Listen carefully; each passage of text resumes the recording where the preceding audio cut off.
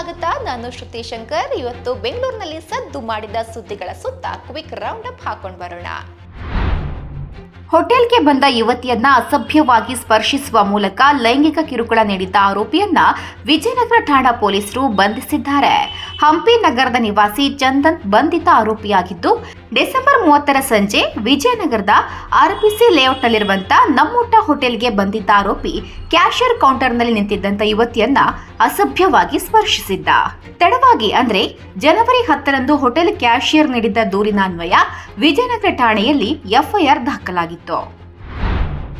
ಅಮೆರಿಕದ ವ್ಯಾಪಾರ ಪ್ರತಿನಿಧಿಗಳ ಸಂಸ್ಥೆಯು ಗುರುವಾರ ಬಿಡುಗಡೆಗೊಳಿಸಿರುವಂತಹ ವಿಶ್ವದ ಕುಖ್ಯಾತ ಮಾರುಕಟ್ಟೆಗಳ ವಾರ್ಷಿಕ ಪಟ್ಟಿಯಲ್ಲಿ ಬೆಂಗಳೂರಿನ ಎಸ್ಪಿ ರಸ್ತೆ ಮಾರುಕಟ್ಟೆಯ ಹೆಸರು ಉಲ್ಲೇಖವಾಗಿದೆ. ಸರ್ಕಾರಿ ಸ್ವಾಮ್ಯದ ಈ ಸಂಸ್ಥೆಯು 2023ರಲ್ಲಿನ ವಿಶ್ವದ ಕುಖ್ಯಾತ 39 ಆನ್ಲೈನ್ ಮಾರ್ಕೆಟ್ ಮತ್ತು 33 ಭೌತಿಕ ಮಾರುಕಟ್ಟೆಗಳ ಪಟ್ಟಿ ಪ್ರಕಟಿಸಿದೆ. ಈ ಮಾರುಕಟ್ಟೆಗಳು ನಕಲಿ ಟ್ರೇಡ್ ಮಾರ್ಕ್ ಸೃಷ್ಟಿ ಅಥವಾ ಹಕ್ಕು ಸ್ವಾಮ್ಯ ಚೌರ್ಯದಲ್ಲಿ ತೊಡಗಿವೆ ಎಂದು ಹೇಳಿದೆ.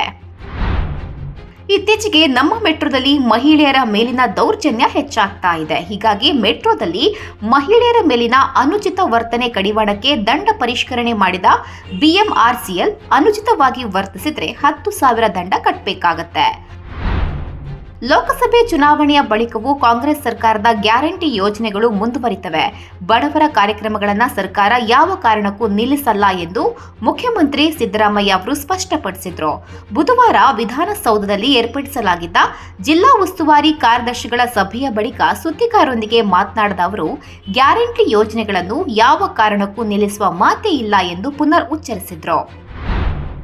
ಮುಂಬರುವ ಲೋಕಸಭೆ ಚುನಾವಣೆಯಲ್ಲಿ ಕಾಂಗ್ರೆಸ್ ಪಕ್ಷಕ್ಕೆ ಜನ ವೋಟ್ ಕೊಡದಿದ್ರೆ ಗ್ಯಾರಂಟಿ ಯೋಜನೆಗಳನ್ನೇ ನಿಲ್ಲಿಸಲಾಗುವುದು ಅನ್ನುವಂತ ಮಾತನಾಡುತ್ತಿರುವಂತ ಕಾಂಗ್ರೆಸ್ ಚುನಾವಣೆಗೂ ಮುನ್ನವೇ ತನ್ನ ಸೋಲೊಪ್ಪಿಕೊಂಡಂತಿದೆ ಎಂದು ಬಿಜೆಪಿ ರಾಜ್ಯಾಧ್ಯಕ್ಷ ಬಿವೈ ವಿಜೇಂದ್ರ ಅವರು ಹೇಳಿದ್ದಾರೆ. ತಮ್ಮ ಸಾಮಾಜಿಕ ಜಾಲತಾಣದಲ್ಲಿ ಈ ಬಗ್ಗೆ ಪೋಸ್ಟ್ ಒಂದನ್ನು ಹಾಕಿದ ವಿಜೇಂದ್ರ, ಕಾಂಗ್ರೆಸ್ಗೆ ಆತ್ಮವಿಶ್ವಾಸವೇ ಇಲ್ಲವಾಗಿದೆ ಎಂದಿದ್ದಾರೆ.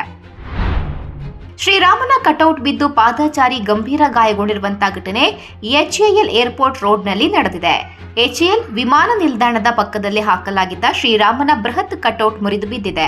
ಅಯೋಧ್ಯೆ ಶ್ರೀರಾಮ ಮಂದಿರ ಉದ್ಘಾಟನೆ ದಿನದಂದು ಹಾಕಲಾಗಿದ್ದ ಕಟೌಟ್ನ ಕಾರ್ಯಕ್ರಮ ಮುಗಿದು 10 ದಿನಗಳಾದರೂ ಕಟೌಟ್ ಗಾಳಿಗೆ ಸಡಿಲಗೊಂಡು ಇಂದು ಮಧ್ಯಾಹ್ನ ಮುರಿದು ಬಿದ್ದಿದೆ.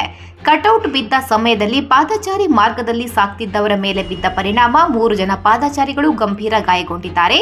ಸದ್ಯ 3 ಗಾಯಾಳುಗಳನ್ನು ಬೌರಿಂಗ್ ಆಸ್ಪತ್ರೆಗೆ ದಾಖಲು ಮಾಡಲಾಗಿದೆ. ಸಾರ್ವಜನಿಕ ಸ್ಥಳಗಳಲ್ಲಿ ಧಾರ್ಮಿಕ ಧ್ವಜಗಳನ್ನು ಹಾರಿಸಿರುವ ವಿಚಾರವಾಗಿ ಚರ್ಚೆ ಜೋರಾಗಿ ನಡೀತಾ ಇದೆ. ಈ ವಿಚಾರ ರಾಜಕೀಯ ಸ್ವರೂಪ ಪಡೆದುಕೊಂಡಿದ್ದು, ಕೆರಗೋಡು ಶಿವಾಜಿನಗರದ ಬಳಿಕ ಚಾಮರಾಜಪೇಟೆಯ ಜೆಜೆ ನಗರದಲ್ಲಿ ಸಾರ್ವಜನಿಕ ಸ್ಥಳದಲ್ಲಿ ಹಸಿರು ಮತ್ತು ಹಳದಿ ಬಣ್ಣದ ಧ್ವಜ ಹಾರಿಸಿರುವ ವಿಚಾರವಾಗಿ ಆಕ್ಷೇಪ ವ್ಯಕ್ತವಾಗಿದೆ. ಈ ಬಗ್ಗೆ ಶಶಾಂಕ್ ಜೆಎಸ್ ಎಂಬುವರು ಟ್ವೀಟ್ ಮಾಡಿ, ಚಾಮರಾಜಪೇಟೆ ವಿಧಾನಸಭಾ ಕ್ಷೇತ್ರದ ಜೆಜೆ ನಗರ ಪೊಲೀಸ್ ಠಾಣೆ ಎದುರಲ್ಲಿ ಸಾರ್ವಜನಿಕ ಸ್ಥಳದಲ್ಲಿ ಹಸಿರು ಧ್ವಜ ಹಾರಿಸಲಾಗಿದೆ. ಇದಕ್ಕೆ ಹೇಗೆ ಅವಕಾಶ ಮಾಡಿಕೊಟ್ಟಿದ್ದೀರಿ ಎಂದು ಮುಖ್ಯಮಂತ್ರಿ ಸಿದ್ದರಾಮಯ್ಯ ಮತ್ತು ಉಪಮುಖ್ಯಮಂತ್ರಿ ಡಿಕೆ ಶಿವಕುಮಾರ್ ಅವರಿಗೆ ಪ್ರಶ್ನಿಸಿದ್ದಾರೆ. ಹಾಗೆ ಬಿಜೆಪಿ ರಾಜ್ಯಾಧ್ಯಕ್ಷ ಬಿವೈ ವಿಜೇಂದ್ರ ಮತ್ತು ವಿಜಯಪುರ ಬಿಜೆಪಿ ಶಾಸಕ ಬಸನಗೌಡ ಪಾಟೀಲ್ ಯತ್ನಾಳ್ ಅವರಿಗೆ ಟ್ಯಾಗ್ ಮಾಡಿದ್ದಾರೆ.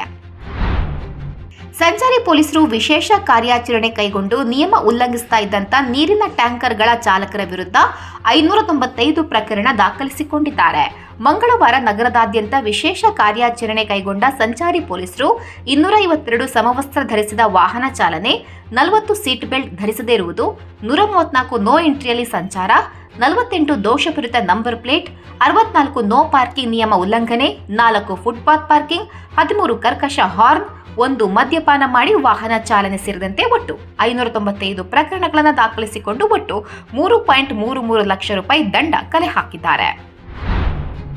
ಮೆಜೆಸ್ಟಿಕ್ನಿಂದ ಆಟೋದಲ್ಲಿ ಬರುವಾಗ ಇನ್ಮುಂದೆ ಯುಪಿಎಸ್ ನಂಬರ್ ಇರುವಂತಹ ಆಟೋ ಹತ್ತೋದು ಉತ್ತಮ. ಬಸ್ ಸ್ಟ್ಯಾಂಡ್ನಲ್ಲಿರುವಂತಹ ಪ್ರತಿ ಆಟೋಗೂ ಈ ಸ್ಟಿಕ್ಕರ್ ಅನ್ನು ಅಂಟಿಸಲಾಗಿದೆ. ಇದರಲ್ಲಿ ಆಟೋ ಚಾಲಕನ ಸಂಪೂರ್ಣ ಮಾಹಿತಿ ಇರಲಿದೆ. ಆ ನಂಬರ್ನ ಜಸ್ಟ್ ಟೈಪ್ ಮಾಡಿದ್ರೆ ಸಾಕು, ಡ್ರೈವರ್ನ ಎಲ್ಲ ಮಾಹಿತಿ ದೊರಕಲಿದೆ. ಹಾಗಾಗಿ ಇನ್ಮುಂದೆ ಹೆಣ್ಮಕ್ಳು ಯುಪಿಎಸ್ ನಂಬರ್ ಇರುವಂತಹ ಆಟೋ ಹತ್ತೋದೇ ಸೇಫ್. ಇದಾಗಿತ್ತು ಇವತ್ತಿನ ಬೆಂಗಳೂರು ಸುದ್ದಿ. ನಾಳಿನ ಸುದ್ದಿಯಲ್ಲಿ ಮತ್ತೆ ಸಿಗೋಣ. ನಮಸ್ಕಾರ.